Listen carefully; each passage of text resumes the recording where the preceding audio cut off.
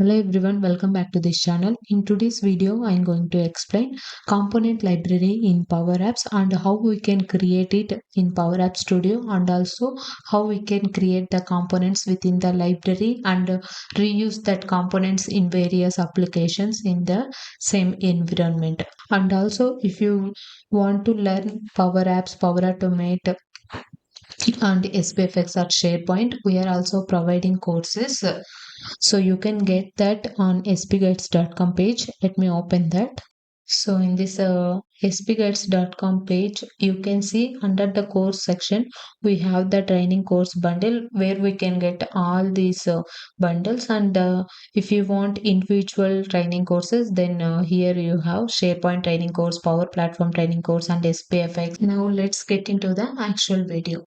So here I opened this Power App Studio with my account. So by default, if you see in the left navigation, I'm not able to see the component library. So by default, it is not there. Then if you want to make it visible in the left navigation, just click on this more and you can see the discover all, right.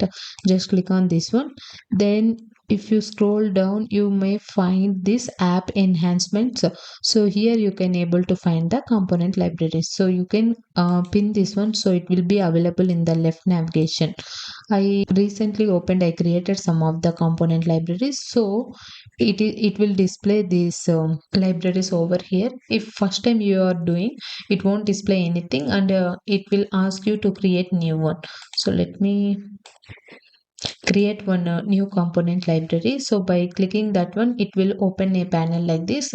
It is same as like the canvas application only. Now let me provide the name as, I just gave the component library demo and just click on create. Then it will open a canvas application. As you can see here, this component library is almost looking like the application only, but only the difference is like whenever you opened, this component section will be opened at default. But normally when you create one application, the screen will open and you can able to see, right. So in every application you have this component section. So that is for locally, if you want to create components, then you can use that one.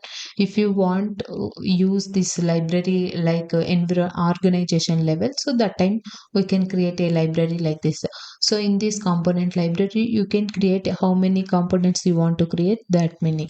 Demo, I will just create one header component. Now if you see with this 640 it is there, you can even change it to app.width, so that wherever you have added, then it will be responsible in all the screens. And the height I will take 70. So you can see it will be looking like this. You can even rename this component. So I will provide, and if you want to create one more component, just click on this new component, it will add you that. So if you don't want, just delete it. Now I have added, so let me fill this with some color. I will choose, okay, this time I will choose this color. And in this we will provide an image control for displaying the logged in user image, and I will put in the last corner, and we will make this width and height to 70. Then the border radius will be 50, so it will come in round shape. And let's adjust this. If you want to make it responsible where in which screen it was, every time it should be in the last position, then adjust the X position. So now here I will remove that 570, and I will provide parent dot width minus self dot width, then minus 3 or 5, like that you can remove, so that it will be adjust here. So whenever you added this component in any application, that might be in a phone layout or tablet layout or canvas layout, it will be always fixed here. Now I have added this one. Let me write the formula to get logged in user image. User dot I have taken, since I don't have any image, it will show the initial characters only like this. So header is logged in user profile we have added. Then let me add one text control. So here we will show a welcome message. So it will retrieve the login username. Let's adjust this one, and you can even change the font color to white. So it will be coming like this. Let's publish this component library now. So by clicking this one, we'll save the changes. Okay, now we created one header component in this component library, right? Let me come back. Now here I opened the Power Apps Studio. Let me click on this component library. So here you can see we recently created this component library demo. When you open this one, by defaultly you can able to see this one. Now we have seen how to create enable the component library and how we can create it, and within that how we can create one component. So now we will see how we can add the components present in this component library into any Power Apps application. So for that I will click on this apps, and will open any one application. Let me open this Power Apps app, which is a demo app only. Okay, now I open the application. Let me add one new screen. I will add one blank screen over here. And now in this screen, we are going to add the components from that component library. And before that, if you see here under the review, we have a component section, and here I have two components. If I add any other components also, you can see this way I can add, right? And when I come to the screen, and if I go to the insert tab under the custom, I can able to see all the components that are present within this application.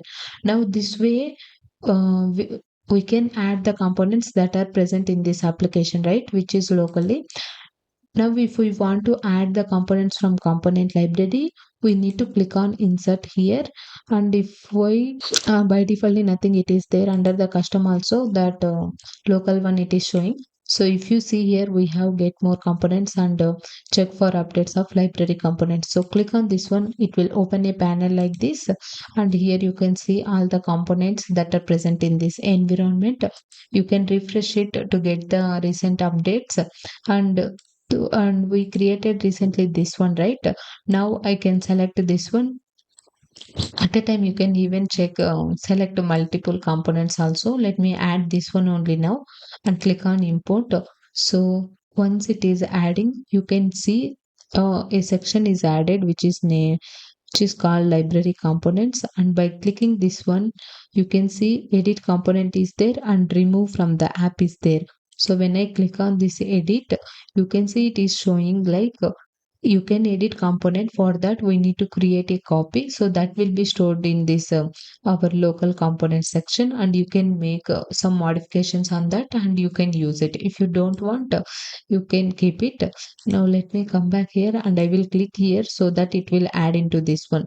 So as I said, it will be responsible, right? So here you can see we have different layouts. Let me click on this.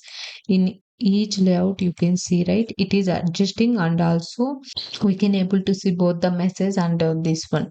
So this way we can add the components from the component library into this application. Not only this application, you can add this component into all the applications that are present in this environment. Now if you want to rename this component library, or you want to delete this component library, all the you can achieve it by clicking on these three dots. So you can see edit, and you can even share it with some of the people who are present in your organization or the group of members. And if you want to delete it, you can delete it and rename it. All these options are available. I hope you understand how to create component library and components within it, and how you can share it with someone, and also deleting, renaming. And thank you for watching this video. Don't forget to subscribe our channel.